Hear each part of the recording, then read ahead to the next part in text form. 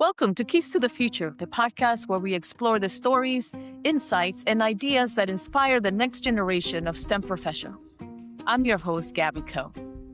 Today, we're exploring how STEM professionals can build and future-proof their careers in a rapidly changing world. Let's get started.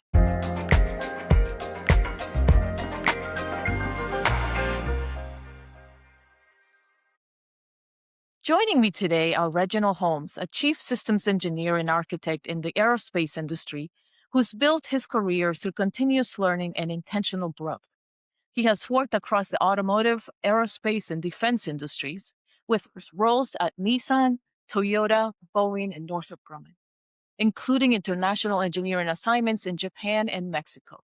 Reginald is completing his PhD in systems engineering with a focus on AI system safety. Theodore Harper is a technical leader and algorithm engineer who took an unconventional path into STEM after starting his career in business. He now leads model and simulation for advanced radar systems and serves as an AI and machine learning expert in the aerospace industry. Theodore's experience spans aerospace, automotive, and healthcare, and he's also an adjunct professor and research advisor at the George Washington University.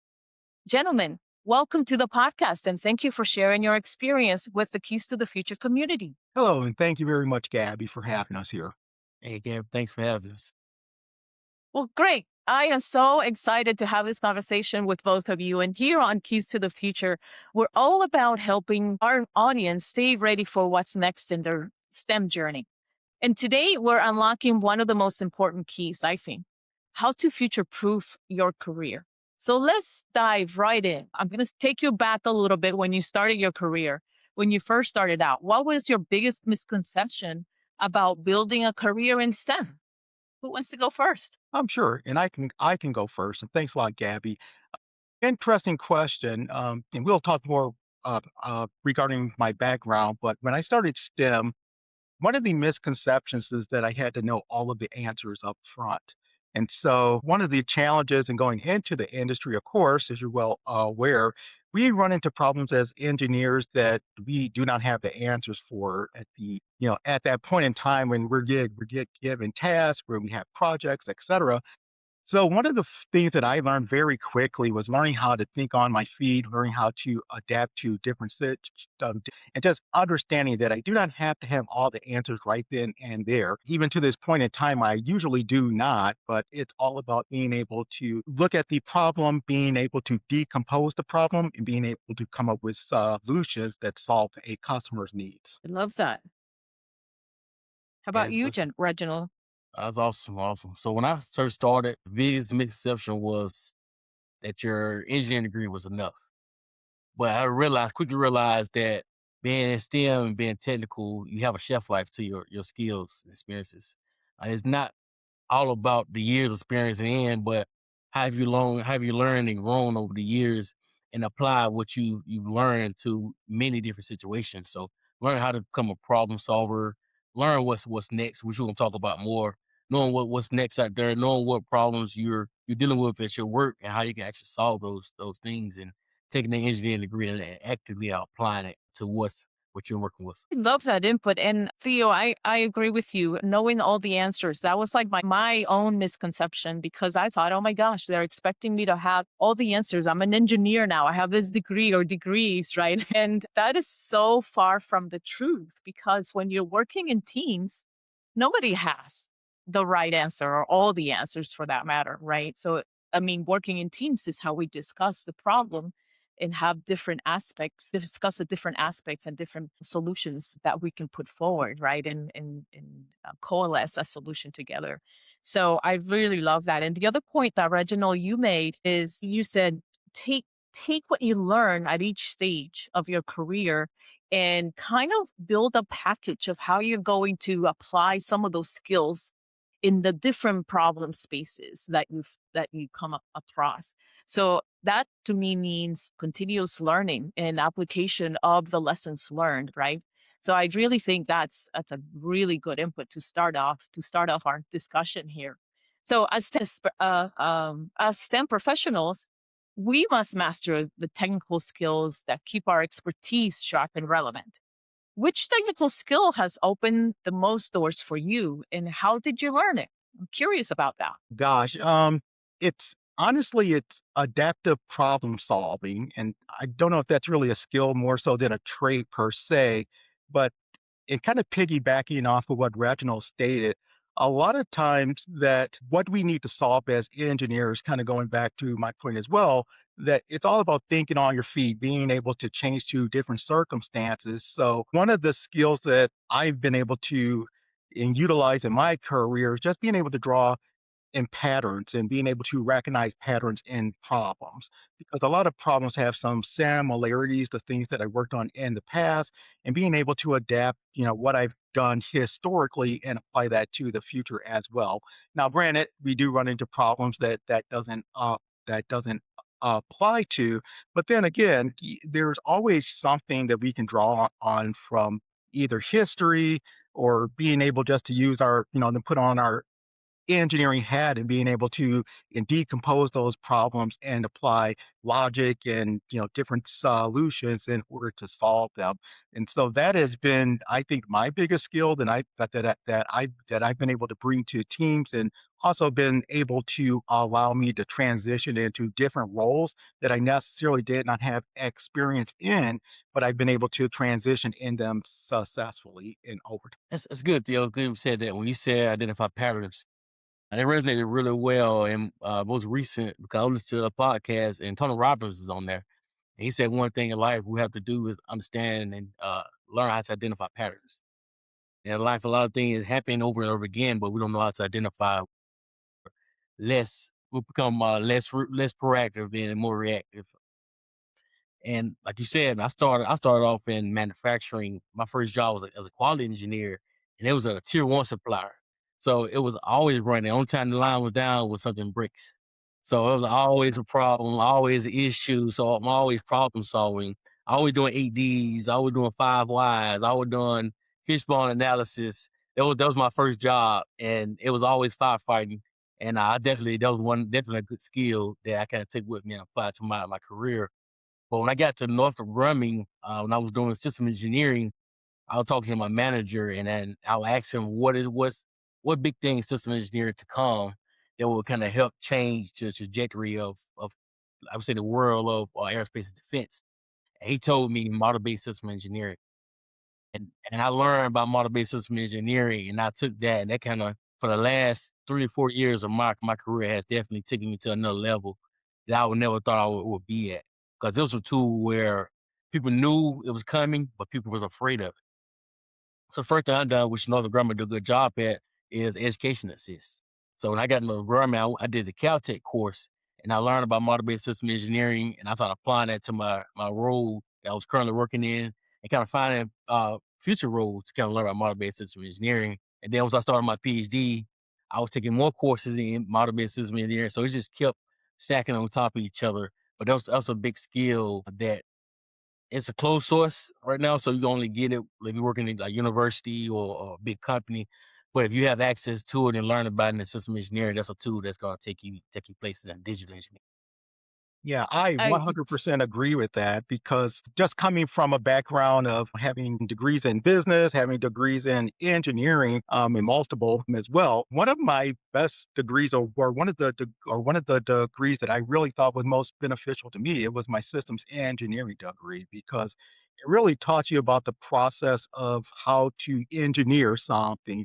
Where my degrees in computer science or in computer engineering, it more so taught me specific like technical skills per se related to those kind of like niche, yeah, like in subjects or the niche domains. But systems engineering, it's applied to anything in life really, because most things can be a system from our bodies, from a biological system, or from a technical system as well. And just learning that process in terms of systems thinking, how to look at problems in a more holistic and way. I just think that just really changed my perception of engineering as well. And I think it's often misunderstood because even in our industry in aerospace, a lot of people have a misconception, including people who are systems engineers, in terms of what that actually entails. sometimes is defined in a narrow scope of requirement engineering or some other type, but it really spans a broad range of techniques and tools that I think would that a young engineer would highly be beneficial to learn them in order to grow their career in a successful way and over time. Yeah, absolutely. So I am a systems engineer, both by training and at heart. I've spent my entire career as a systems engineer, but I agree with you that systems engineering, it's really a systematic way of approaching a problem, right? And going through those steps so that you don't miss any step that, would help you address the problem or issue that you're trying to solve or the solution that you're trying to implement. And Reginald, you mentioned something about that kind of I thought about what you said, people being afraid of learning MBSC, for example. And MBSC has been around for a while, right? But people hear the new terms and they try to run away from it rather than towards it, right? Yes, AI is a good example, current example nowadays, right? People are afraid of AI, afraid how it may take jobs away or their job away. Leaning forward and saying, learning more about the tool or the technology would help them better understand how they can incorporate the tool or technology into their everyday work, for example, right? So run to it, right? So I'm thinking about what you said. I was like, run to it and learn more about it rather than taking a back seat or a back step and say, oh, that's not for me, or it's going to affect me in a negative way. But learning about it informs you and helps you make better decisions about how to go about learning yes, about that tool. What do you yes, guys think?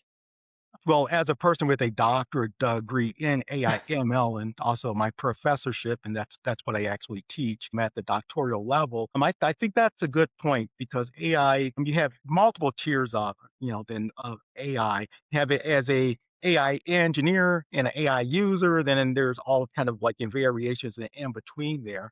And I think as engineers and being able to use AI to help us to solve problems, a supplemental tool is a good solution or it's a good approach. And a lot of companies are driving towards that area where we're seeing more tools being implemented from coding, from helping with requirements engineering, etc. So I do think that is a positive outlook in terms of leveraging those tools to help us to do our jobs in a more efficient manner.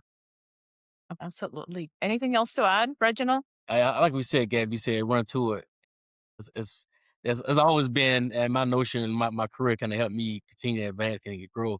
I always joke with people when I go to work and because I work out, I get up at 4 a.m. and I work out in the morning time. Now, yesterday it was 24 degrees here, and I did 4 miles because I'm training for high rocks. So Hey, I always joke that say, hey, I ran in 4 miles in 23-degree weather. There's nothing you can say to right here that's gonna phase me from what I did this morning.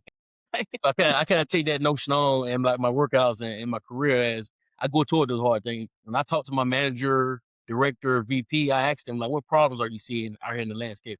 What things that engineers are afraid to learn and grow in?" And I take those on. And I say, "Okay, if it's MBSE, if it's AI," which is when I started getting my PhD in. I started learning about that thing because that was what the world afraid of. But the more you run from it, the more it's gonna just like catch up on you, right? It's gonna creep up yep. on you, and then now you're behind at that point. Yes. And I try to stay ahead of that, and doing that is just running towards it. Absolutely, absolutely. So I also can relate to running, getting your workout in the morning because Yeah, that's when I kind of plan my day and everything. And I tell you, I used to be the one out there, when it was 20 degrees outside and running, but now, I know better. So, but I commend that. I really can relate to that. But, we talk about technical skills, opening doors, but soft skills keep them open, I think.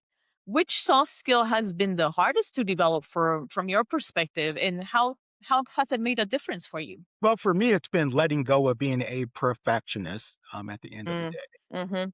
That has been a challenge for me. It's kind of grew up in an environment where like you have to be good at what you do and Mhm. do your best and be the best, etc. That just the the schooling that I came from, et cetera. That was just the mindset. And so putting that pressure on myself as a professional and growing up in life, it was always a challenge to meet up to those standards that you have in your head. And over time, for me, it's like in letting go, just be free to fail, because if you're not failing, you're not trying that hard, enough and over time. And that doesn't necessarily mean failure in a big way.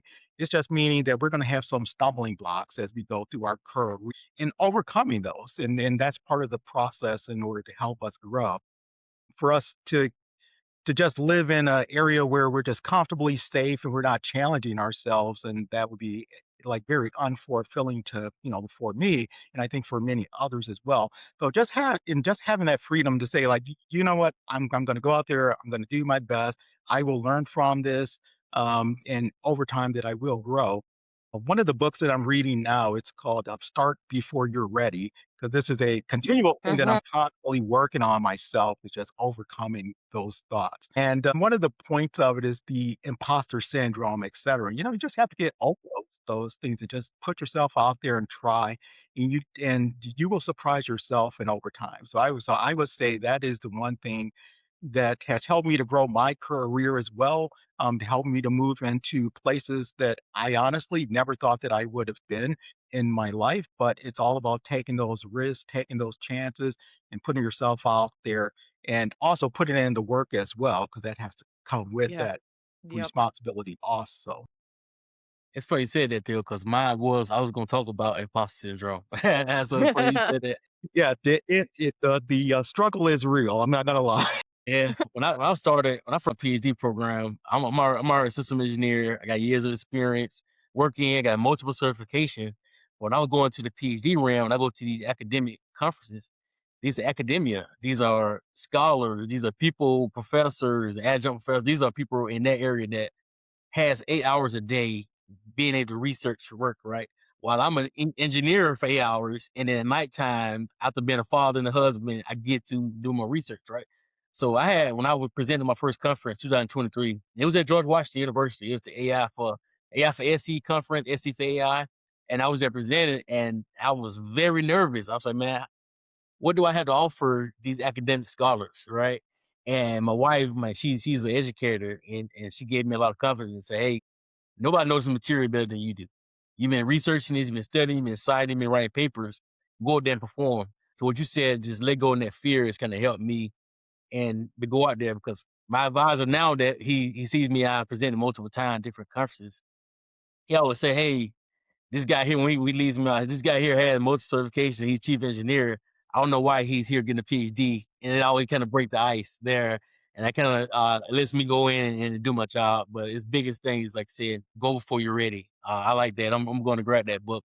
That's definitely, that's really good. I'll take that with Yeah, that makes two of us. me. Yeah, I would say That makes working on two my of us. doctorate as well. Yeah, those thoughts did come up because it's like I actually have five in masters in degrees. So Mhm. one in finance, one in economics, Wow. computer science, computer Yeah. engineering, and systems engineer. Highly do not recommend to do that. There were a lot of things that kind of led to those points in life where I pursued those degrees. Going for my doctorate degree, as you mentioned, it was a whole different ball game, and like, okay, this is a different level. And going through that research phase, that's one of the things I think that really gave me the confidence that, like, hey, that I can do this and I can do research and I can overcome challenges and problems, because you run into stumbling blocks where it's like, hey, I did 200 experiments, I'm kind of in the same place. I'm spinning I'm feel like I'm on a hamster wheel, just kind of going, just like in moving without traveling, so to speak. And then sooner or later, you just have these breakthroughs, and you're like, oh Mhm. wow, I am really doing this, and that's just it's really rewarding, and also just kind of gives a person that sense of like, hey, I overcame something that is very challenging in life. So I'm sure Reginald, as you're going through that process, you're kind Yeah. of experiencing that also. Mhm. Yeah, I absolutely can relate to everything that you said. Letting go of being a perfectionist. Nothing is ever perfect, right? No. But we can always improve upon what we do.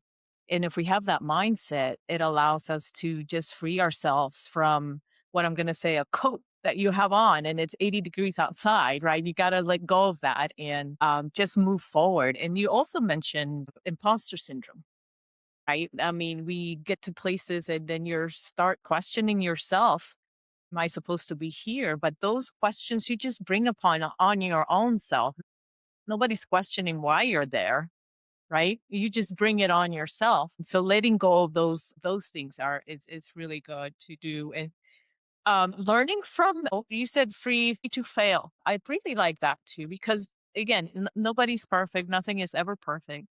But if we fail, we can pivot, right? We can pivot and learn from that failure and take those nuggets of goodness of that experience itself, whether it was a really bad experience or not so bad or whatever it was. Take the nuggets, try and take some good nuggets out of it and build your confidence that you went through such a thing, but and you came out of it the other side, right?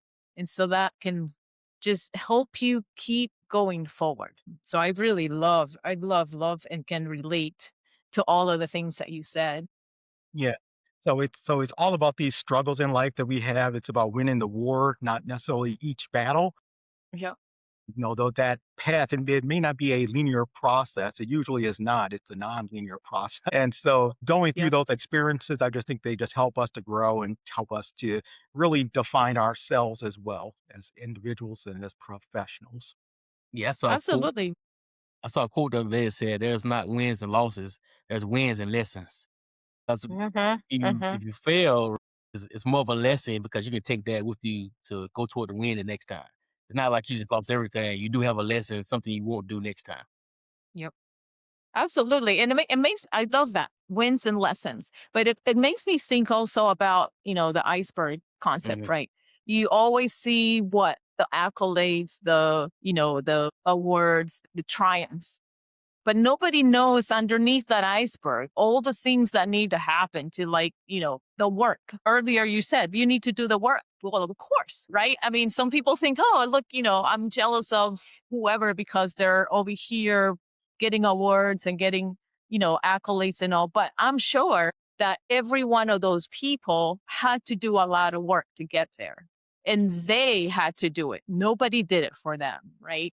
So a lot of people, I think, me shy away from the work and then wonder, well, why didn't I, get an accolade or whatever, an award or a trophy or whatever it was, right? But you have to do the work, and nobody can do it for you. So I really like that input. That's good. That's good. I like you said that, Gabby. I'll piggyback like the iceberg metaphor. So my son, he's 2 years old, 2.5. He loves watching ducks and goose. So whenever I run and I go determine and I find a new spot where I see ducks and geese, I take him over there. And the biggest thing when people look at ducks, they say, man, they moving so gracefully. But if you go Mm, under the water, the duck is moving very fast. The duck is mhm, pedaling hard, but on top it looks graceful. And that's a lot of things misconception. People see people's lives and like I said, the multiple masters and doctorate and certifications and see that stuff there and say, oh, they got it because they was a doctor. Oh, they got it because they're smart. No, you right. realize I'm up at 3 a.m. working on a paper, right? I'm getting up when my kid, I put my son to bed and kiss my wife and I'm going in my office and I'm working to publish a paper, do research, things like that after hours. And people don't see that part. They don't see that. They see, hey, Reginald Holmes a tech fellow now. That's all they see there, but they don't see the work that we putting in behind the scenes. So I'm the duck. I'm pedaling very hard to look graceful on the other side. Yeah, that is true. I love that. I really love that. But yeah, that you can't break away from doing the work Mhm. because I think that's how I mean, that's how you learn, right? You got to learn and then you fail, you learn some more from those lessons and then you move forward. But without doing the work, you would never get to learn or fail or learn in either case. So I love that. I love that. So I'm curious. If you were advising a new graduate today, which skills would you tell them to master in the next 5 years? What are your thoughts on that? That is interesting. From my perspective, I don't have a specific skill, so to speak, because I'm a big believer in you have to love what you like to do or what you want to do in life. And there's many different ways I think that people can tackle a STEM career. There's like not a one size fits all. So my suggestion would be for that individual to really hone in terms of what skills or what is it about STEM that they really love. And that could be in come in multiple forms. And really just to dive into that, really learn it, really research it, explore it. Because one of the challenges is in coming out of school, you only learn a fraction of what you need to learn in order to be a successful engineer. Most of what I learned in my career has actually been just from self studying. I have hundreds of books on different topics, reading research papers, just coming up with experiments to try things out. But all of that stems from having a passion in the things that I'm trying to learn and trying to grow in. Now, my career is mostly centered on signal processing with like radars and other fields that I worked in. But all of that stemmed from not necessarily from school. Like I've learned some things from signal processing from school, but a lot of that just me just having a passion for it, buying books, going into MATLAB and running experiments and things of that nature. So that would be my advice to them in terms of really hone in terms of what is it regarding STEM that you really enjoy and find ways to adapt yourself to continue to keep growing in that area and doors will open for that person and over time as they start to show like how much work that they're putting in to grow in certain areas. And that's what happened in my career to help me to get this to certain places as well. When I was working in Japan, they talked about Kaizen, and Kaizen means continuous improvement. So that's one of the things I pass down to anybody graduating or finna graduate. It's more so continuous improvement. And one of the books, one of my favorite books, is called "Be So Good They Can't Annoy You." And it talks about how people want to get out and just be passionate. And you don't understand that passion comes, right? You want to get out and say, "Oh, I want to love what I'm doing day one." A lot of times you really don't understand or know what you love doing until you get out there and take a job and start working, Yeah. right?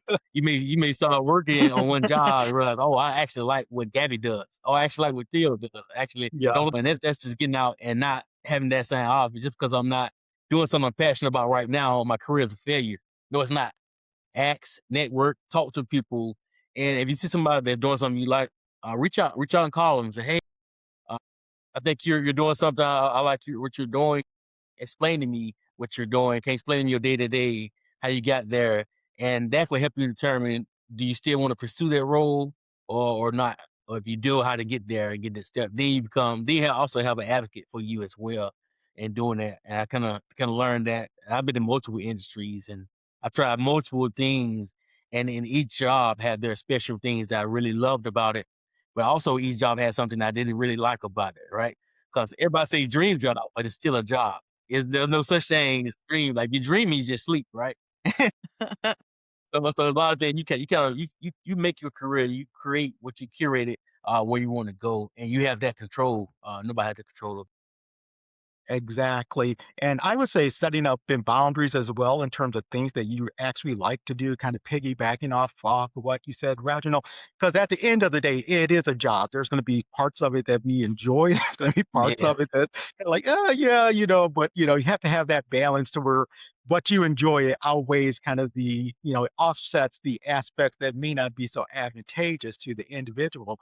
And then so having those boundaries in place, like, okay, this is what I like to do. Okay, if I move into this role here, this is what it entails. Something that I enjoy, something probably not. Some areas kind of in between, then I'm kind of neutral. But Yeah, no, but I do agree. Like you both said, not one size fits all, right? Not yeah, everyone's path is the same, right? And so, like, just because I got somewhere and, somebody else got somewhere else, it doesn't have to be in the same way. Everybody has different paths. And I love the way that you both said it, the passion, right? Like, if you start learning and you have this mindset of continuous learning, what is getting you curious? What gets your curiosity going and what you want to learn next about that then can lead you to a spot that you didn't think you would be in, or a job that perhaps that, oh my gosh, you found out you love that. You love to do that, right? And or the converse of it, you find out that you don't like it and then you can go and pursue other things, yes, right? So I really love all that input. And then you said also that, ask, network, and talk to other people. People have been there and done that. They did it their own by their and on their own way. It doesn't mean that just because you're getting their input or feedback that you're going to do it the same exact way, but it informs your own path so that you can make those decisions early on and learn from their lessons learned. So let's shift gears a little bit. Talking about the connections and all, but how do you build meaningful professional relationships beyond just, getting on LinkedIn or swapping profiles or whatever? Well, how do you go about building meaningful relationships, professional relationships? I'll let Reginald answer first. Yep. Yeah, I've Okay. been going first too much. So when I started at Northrop Grumman, I came from manufacturing where it was a lot of glass ceiling, or either working on the line we work as an engineer, or you're away from the line in the management. And I kind of wanted to kind of stay technical. And when I got to Northrop Grumman, I started my eyes was just open. It was so many opportunities, so many things you could work on. And so when I first got there, I saw NG Fellows. I said, "Oh man, what is NG Fellows? Who are they?" So I was researching, I was going work day and I was finding these people. I said, okay, it's a lot of NG fellows. Let's narrow the search. I said, okay, I want to pursue my PhD. Also want to be system engineering. So let me narrow that down to those people. And I found my mentor, Eric Brown. And I reached out. I didn't reach out internally. I reached out on LinkedIn. I said, hey, man, you have your PhD, you're an NG fellow. Can I set up a meeting internally once we get back to work on Monday? And that was 2022, and we've still been rocking since then. And a lot of nuggets he's been giving me along the way has definitely helped me the trajectory of my career. But it started off with just me saying he has these things I want, and I want to know how to get there. And then later on, we had things in common when I first talked to him, I didn't have any kids, but now I have two kids, Yeah. and he has two kids, and he has a PhD. He loves football. He loves working out. So those things came, but initially, first thing was he had these things I want, and I want to reach out and talk to them, and everything is kind of curated. Yeah, and I would say the same for me. It's mainly just reaching out to individuals that are in the field that I'm interested in, that I have a passion about. Also, just connecting with people through projects as well. So at work, and we work at the same location, but in aerospace, when I joined Northrop Grumman, it was all about finding people that had projects going on through either IRADs or other means to see how I could get involved and get engaged as well. So a lot of that is just reaching out to individuals. You can't be shy, have to Yeah. you have to Yeah. put yourself out, out there and talk to people. But I would say that, the mentorship aspect that you mentioned as well. Since I've been in my career, I had different mentors. I started my career off in finance, and kind of moved from finance to the engineering side of things. And I worked in the automotive sector, the insurance sector, and now aerospace. And each one of those companies, I had different mentors to help me to grow and to help me to understand different opportunities that existed within the companies that I worked for, and also to help me to clarify, what is it that I want to do in my career, like in my career. And of course, I changed careers later to help answer that question, like, am I in the right career to begin with, based upon, what I actually enjoy in life and the skill sets, that I think that I had at that point in time. So with that said, as Reginald mentioned, just in meeting people and being engaged, and well as just, I would say, just socially in life as well, because I live in Colorado. So in Colorado, you can't throw a stick without hitting without hitting an engineer.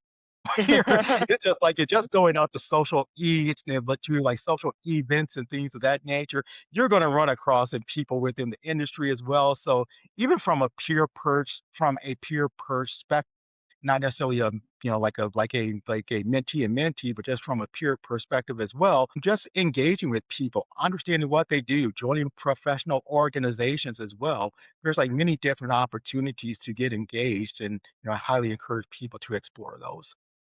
Yeah, absolutely. I mean, I think engaging with people is so essential, right? And not just professionally and in all aspects of life, but in the professional area or arena, engaging with people is so important because you learn about their perspective.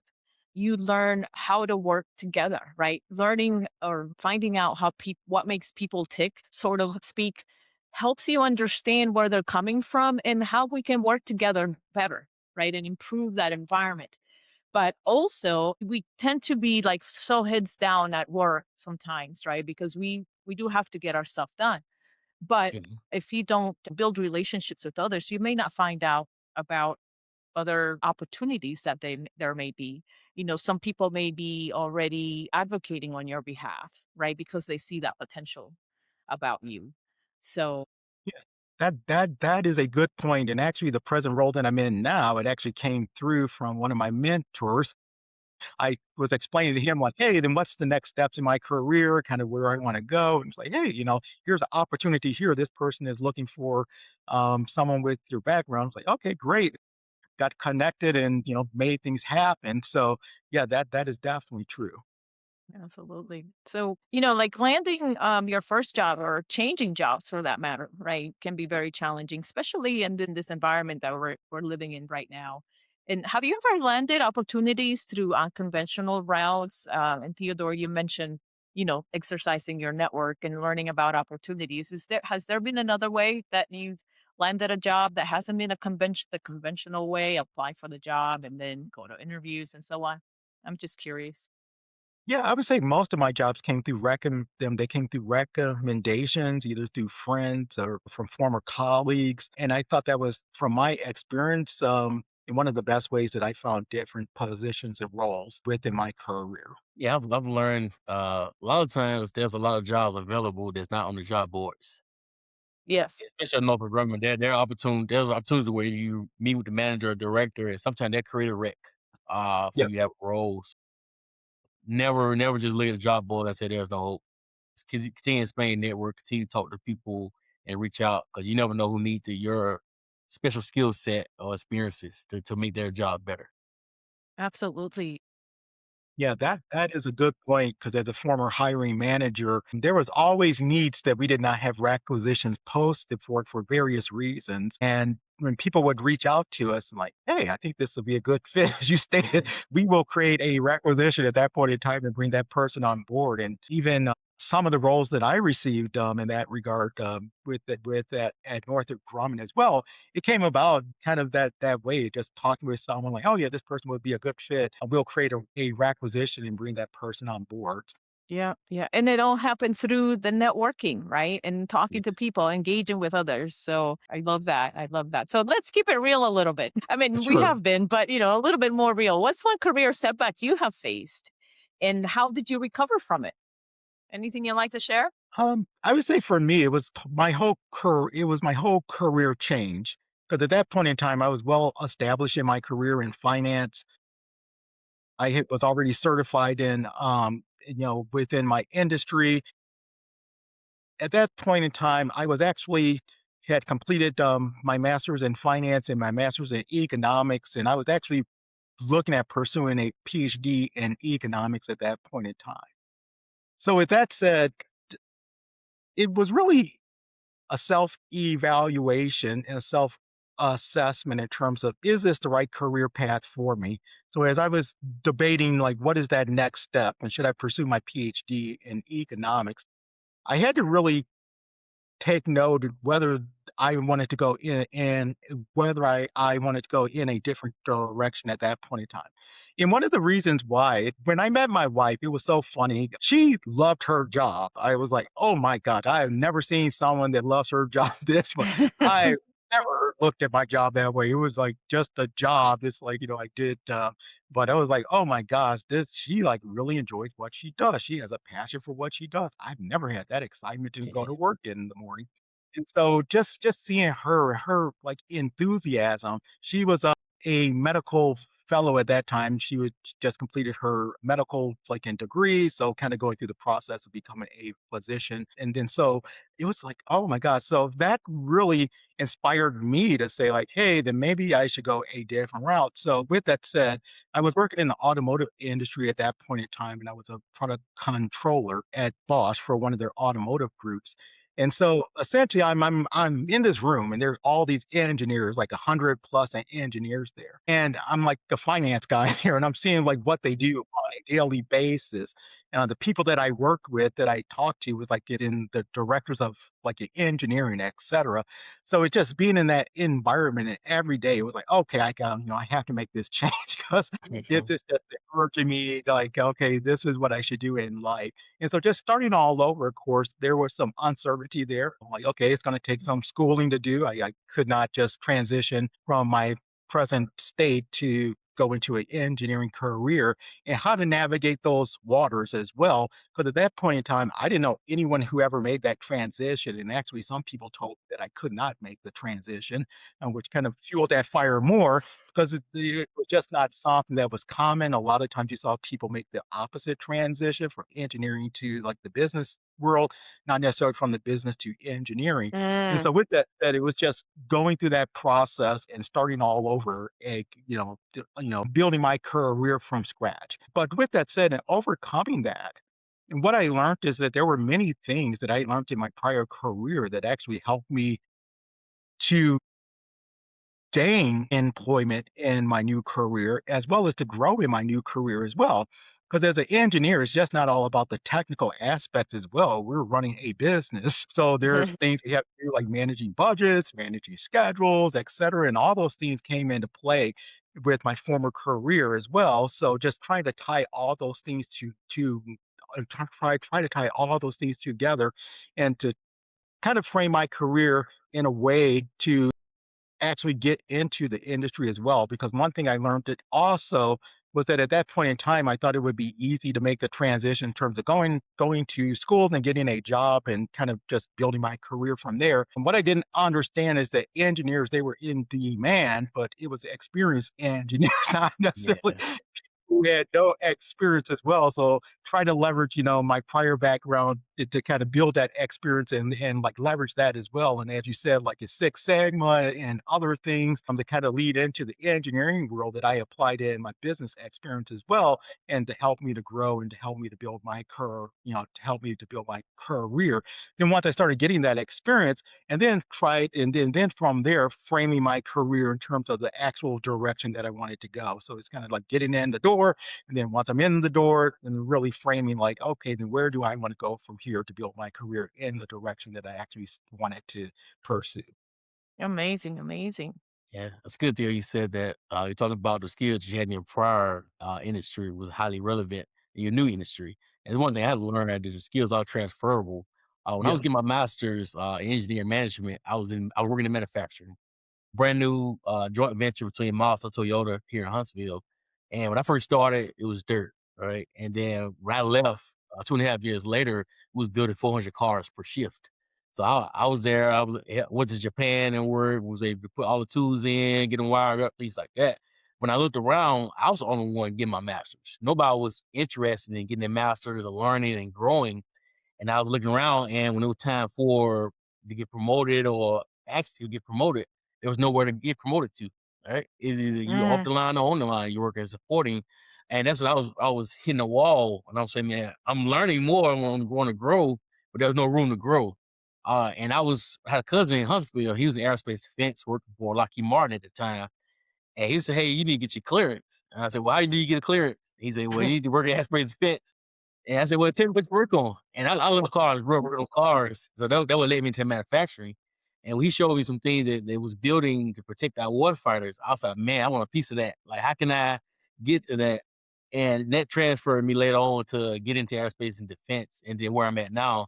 But the biggest thing I had to learn, I was thinking that I got this manufacturing experience. I got to throw it away to start over.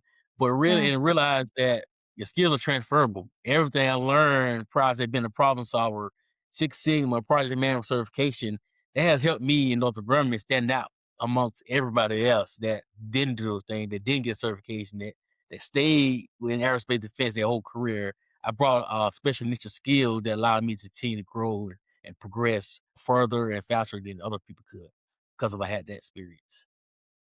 Absolutely. I think that you can transfer your skills that you learn from one industry into another. I myself started my career as an Army Corps of Engineers officer. And when I left the military, I was able to bring the leadership skills, mission oriented mindset, right? That initially helped me do exactly what you both said. get out there, do it, try things out, start, be curious about what you're going to learn next and what skill. And so that builds confidence and then builds your technical skills as well.